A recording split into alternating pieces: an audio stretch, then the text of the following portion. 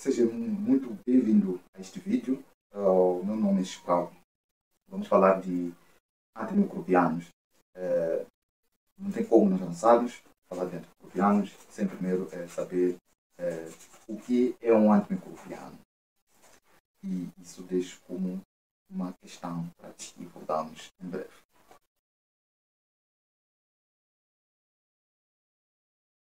É uma droga produzida com finalidade de prevenir e tratar uma doença microbiana. Os antimicrobianos, na verdade, eles têm uma subdivisão. Falando de antimicrobianos, eles podem ser antivirais, podem ser fúngicos, podem ser antiparasitários e podem ser antibacterianos. Mas nós, neste presente vídeo, vamos falar de antibacterianos, que são os vulgos antibióticos. Falando de antibióticos, os antibióticos têm a sua subclassificação dentro dos antibióticos. Eles podem ser classificados de acordo com o seu mecanismo de ação, onde que agem, podem ser classificados também quanto à sua potência. Mas neste caso, nós, nesse vídeo, vamos falar de grupos de antibióticos, vamos falar de mecanismo de ação, vamos falar também de aspecto, vamos falar do efeito do antibiótico. Mas de uma forma muito simplificada, para nós falarmos de grupos de antibióticos, nós vamos agrupar de acordo com o seu mecanismo de ação, para simplificar, formando, perceber de uma forma melhor a abordagem do grupo de antibióticos. Antes de avançar, peço para você tocar no sininho aí embaixo, ativar as notificações e se inscrever no grupo para ter mais vídeos que nós vamos publicar falando de farmacologia aqui neste grupo. De acordo com o mecanismo de ação, eu dizia de uma forma muito simplificada, para os formandos, o mecanismo de ação de antibióticos é classificado em 4 tipos, para os fármacos que nós temos de prescrição cotidiana nas nossas unidades sanitárias. Temos aqueles que agem ao nível da parede celular, temos aqueles que inibem a síntese proteica, temos aqueles que inibem a síntese de ácido nucleico e aqueles que inibem o metabolismo celular. Falando de antibióticos que inibem a parede celular, temos penicilinas, temos cefalosporinas, temos glicopeptídeos, temos monobactâmicos, temos carbapenêmicos, temos também inibidores da beta-latamase, temos também lipopeptídeos e polipeptídeos. Atenção, que enumerei, escreva bem. Mas esses, a bactéria, no seu interior, atenção, no seu interior, tem a capacidade de inativar o antibiótico.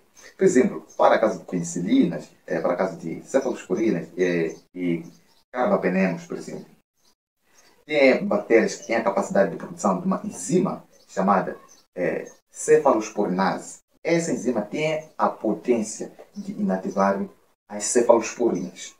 Tem aquelas bactérias que têm a capacidade de produzir a enzima chamada penicilase, que tem a capacidade de inibir as penicilinas, ou seja, inativar a potência das penicilinas. Então, dentro dos antibióticos, temos aquilo que chamamos de um anel beta-latâmico. Este anel beta-latâmico age fazendo com que não haja a inativação do antibiótico pela enzima produzida pela bactéria. Então, estes, por exemplo, vamos falar de penicilinas, naquelas que eu enumerei de uma forma também para simplificarmos um pouco, As penicilinas, temos aquilo que chamamos de penicilinas naturais. Por exemplo, estamos a falar de penicilinas que só ascendem bactérias de gram positivo, não têm a potência de ascender bactérias de gram negativo. São de aspecto limitado. Estamos a falar de penicilina de G, estamos a falar de penicilina V, ou seja, fenoximetilpenicilina. G é o vulgo penicilina cristalizada. Estamos a falar de benzilpenicilina ou penicilina. E temos aquelas penicilinas que têm a capacidade de ascender qualquer tipo de bactéria, seja gram positivo, seja gram negativo, que são chamadas de penicilinas resistentes à penicilase. Temos exemplo de aminopenicilina. Atenção, aminopenicilina. Aminopenicilina, temos ampicilina, temos amox. Essas penicilinas são chamadas de penicilinas de aspecto amplo. Temos também aqueles que chamamos de ureodopenicilina, ou ureodopenicilina. Atenção, ureodopenicilina. Lá temos a piperacillina. Esta também é um tipo de penicilina que tem a capacidade de ascender bactérias de gram positivo e gram negativo. Bem, nós pensávamos que penicilina cristalizada é um prospecto. Parece que essa abordagem é falsa, né? Não, não é uma falsa abordagem. Mas sim, há um porém. Não sei, não posso falar hipóteses. Mas, lendo mais o manual de farmacologia, vai dizer que a penicilina cristalizada, a sua ação é muito eficaz de uma forma endovenosa. Porque dado, por exemplo, por forma, ou seja, por via oral, não tem, é inativada, a ação é inativada pelo ácido clorídrico.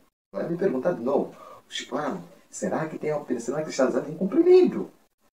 Atenção, ainda não temos, mas o manual afirma que, dado pela via oral, é inativada pelo ácido clorídrico. Vamos falar de cefalosporina. Cefalosporina, temos cefalosporina de primeira geração, temos cefalosporina de segunda geração e terceira geração. Infelizmente, eu não trouxe cefalosporina de primeira geração, trouxe cefalosporina de segunda geração e terceira geração. Cefalosporina de segunda geração, estamos a falar de cefuroxima. Cefalosporina de terceira geração, estamos a falar de cefotaxima, estamos a falar de cefixime ou cefixima, estamos a falar de ceftriaxone. Esse tipo de antibiótico são eficazes, seja para gram positivo e gram negativo. E tem o efeito bactericida, ou seja, eliminam o micro-organismo. Falando de glicopeptídeos, vulgo vancomicina. Vancomicina é um tipo de antibiótico, também age no nível da parede celular. Vancomicina tem um efeito bactericida, mas atenção, não ascende bactéria de gram negativo, é apenas gram positivo. Atenção. Temos também inibidor da beta-lactamase. Inibidor da beta-lactamase, temos o vulgo ácido clavulanato. É muito mais coadjuvado com o amox, dando o vulgo amox mais o ácido clavulano, ou seja, clavamox. Temos também a ampicilina mais sulbactam. É um também de tipo de antibiótico, né, coadjuvado, que é mais usado para infecções graves. Falando também de octano e carbapenêmio, é um tipo também de antibiótico. Esses antibióticos são ativos também para gram positivo, não têm a capacidade de acender gram negativo. Falando de lipopeptídeos, é o exemplo de daptomicina, que é ativo também para gram positivo. E polipeptídeos, né, que estamos a falar de bacitracina, é um tipo de pomada que nós usamos para afecções térmicas, ao nível da nossa unidade sanitária, que também é ativo para gram positivo. Espero que seja algo compreensível, não compliquado. Vamos falar de inibidor de síntese proteica. Inibidor de síntese proteica, meu caro amigo, temos aqueles antibióticos que agem ao nível de ribossoma 30S e temos antibióticos que agem ao nível de ribossoma 50S. De uma forma muito simples, né, para não complicar o formando, primeiro vou mencionar aqueles que agem ao nível de ribossoma 30S, depois vou mencionar aqueles que agem ao nível de ribossoma 50S, né? Aqueles que agem ao nível de ribossoma 30S, estamos a falar de aminoglicosídeos e tetraciclinas. Os aminoglicosídeos, né, são ativos para bactérias gram negativo, têm um efeito bactericida, atenção, tem a capacidade de aniquilar o micro-organismo, mas tem um aspecto limitado, só age aniquilando bactérias de gram negativo. Temos lá como os elementos do grupo a gentamicina, que é um dos fármacos que usamos diariamente, né? Mas que é um dos fármacos que requer maior cuidado pelo seu efeito adverso, com uma contraindicação a pacientes com problemas renais, né? Todo paciente confirmado com problemas renais, creatinina, ureia elevada, esse paciente tem uma restrição na prescrição da gentamicina, porque é nefrotóxico e também é ototóxico, né? Porque traz problemas ototóxicos. Então temos a gentamicina, temos a streptomicina, temos a neomicina, temos a canamicina e a amicacina. Então, esses são tipos de aminoglicosídeos. Falando de tetraciclina, temos a própria tetraciclina, temos a doxaciclina também. Esse tem um efeito bacteriostático, mas com um aspecto amplo, seja para gram positivo, assim como gram negativo. Aqueles que agem inibindo ribossoma, ou seja, agem ao nível de ribossoma 50S, inibindo a síntese de proteína, estamos a falar de macrólidos, estamos a falar de anfenicóis, estamos a falar de lincosamina, estamos a falar de streptogaminas, também estamos a falar de oxazolidinonas. Anfenicóis é o vulgo cloranfenicol, que é ativo para gram positivo e gram negativo, mas não ascende todo tipo de bactéria gram negativo, tem limitação, é muito potente para bactérias gram positivo. Gram negativo tem uma limitação. Falando de macróligo, também fala de eritromicina, claritromicina e azitromicina.